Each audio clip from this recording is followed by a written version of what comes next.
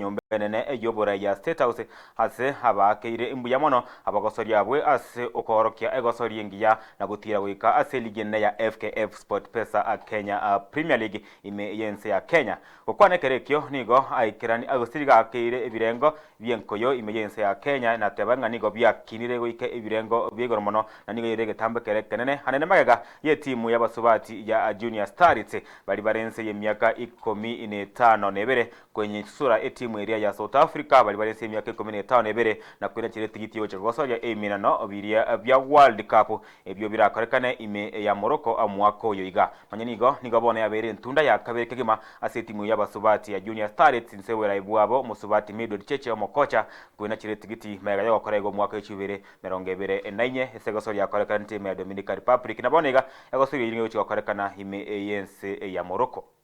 For you to get organized and win, it takes effort, it takes commitment, it takes a lot of organization, for which I want to say congratulations.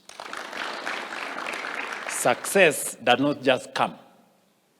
It takes a lot of effort, a lot of planning, working hard, working smart, and therefore, as you graduate now to Premier League, your assignment becomes even better.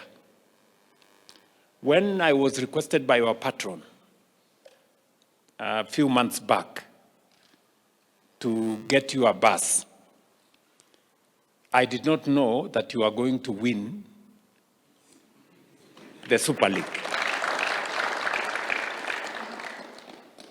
But you have made me very proud that today I am not only handing over a bus to you, but I am handing over a bus to the Super League champions. Many people may think that I am handing over the bus to you because you won. No, we had already planned the bus before.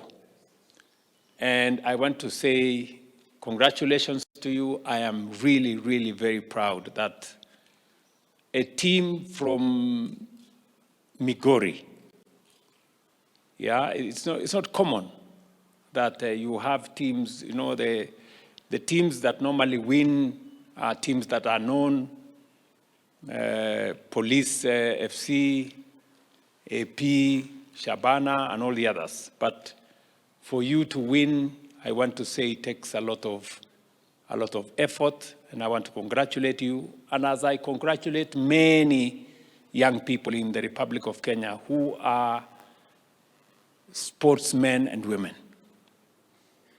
Just yesterday, to demonstrate our prowess in sports, yesterday, Harambee Starlets qualified for the World Cup. You know, one more step to show that we are making strides as a country in the space that we are known for, sports. We have had champions in many other areas.